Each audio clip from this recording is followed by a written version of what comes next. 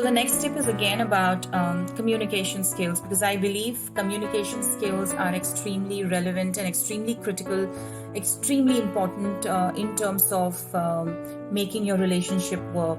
Communication, when it is faulty, when it is done in a very, in a not so good way, it affects your memories, it affects the kind of bond that you create. It weakens your relationship, and it kind of slowly hijacks the health of the relationship. So, tip number 4 is communicate. When I'm saying communicate, it means that you have to take an effort to talk to your partner. Most of the times, we are so engrossed that our partner speaking something, and we are busy surfing and not even looking at the partner. Oh yes, fine, okay, fine. So half of the time we don't listen, and then the poor spouse is like, okay, fine, you didn't listen. So it kind of builds up frustration when you do not communicate. So there are some basic ingredients of communication. One is be there. You have to be there in that moment when you are communicating, when you are talking, when you have to show to the other person that I am listening and I am with you, and I am. You don't have to hold hands and listen to each other, but you have to make an intentional effort in your non-verbal body language, in your non-verbal cues, and give an assurance to your partner that yes, you are listening. So I believe when one talks, the other partner should listen carefully, listen intentionally, listen mindfully, because listening is extremely important. Second is expressing yourself without feeling threatened, expressing yourself without feeling judged. So it goes both ways. So both of you should be able to express yourself openly, transparently.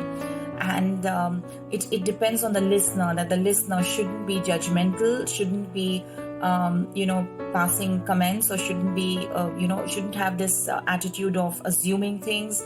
So it's quite tricky, but it's very important and it's very relevant that most of the times we believe that my husband doesn't talk to me, he doesn't share with me, he doesn't listen to me, so you go blah blah blah blah, and or you say that okay, my wife never has anything interesting to talk about, she's only talking about her chores, and it's always about the domestic things, and I don't really enjoy talking to her.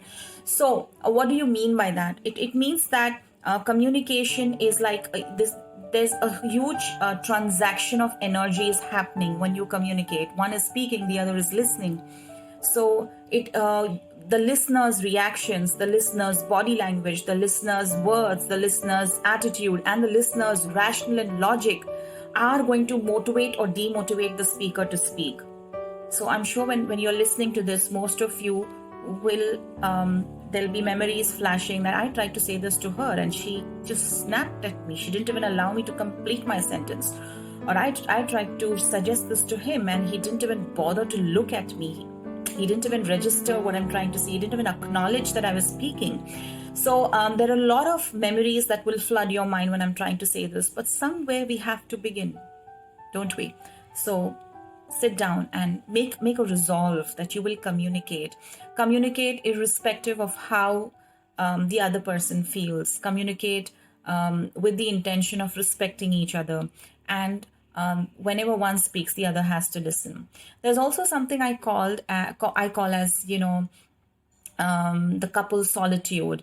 Couple solitude is you should also be able to in a very content manner be able to spend a silent time together without talking, without discussing anything, or without things rushing in your mind. So mindfully just being there in the present with your partner and just enjoying the silence. So that is also important, and you will be able to achieve that solitude once you develop that trust, once you kind of respect each other when you talk, once you get that assurance from your spouse, and you are able to assure your spouse that yes, no matter what, we will listen to each other, we will give each other a chance to express without judging, without assuming, without comparing, without generalizing, without exaggerating, without being rigid, without being inactive. So there are a lot of things that involve a good communication, and I would really appreciate if you can try this with your partner. And I do this with kids as well. I also suggest this to kids, but here today I'm going to suggest a simple activity for you as couples. On the bedside table, once the kids are asleep and once the day is gone, it's all over, try to have a conversation jar. So all you need to do is fill a glass jar with colored chits, and every chit should have a simple topic written, and it should not be related to relationships, it should not be related to you or to your spouse. Let it be a generic topic. Let it just be about, maybe about books, about movies, about different emotions, anything, any other topic, but nothing political, nothing too personal, but just generic topics. And every night before you go to sleep, one of you just picks up one chit and both of you talk on that topic. Try to listen to each other, engage each other in that conversation.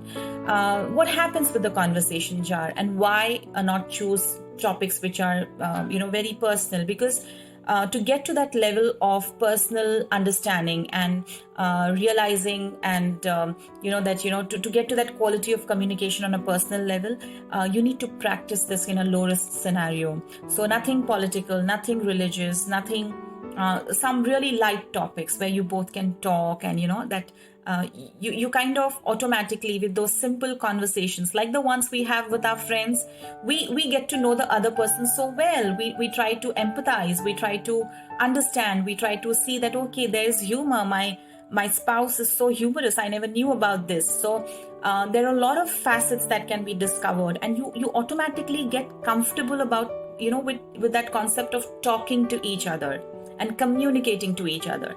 And then slowly you could move on to more complex topics about relationships. And a simple thing is, when you go on to the next level in the conversation jar, there's this thing which I call, again, a game that is very simple. You just write what if and a scenario in it.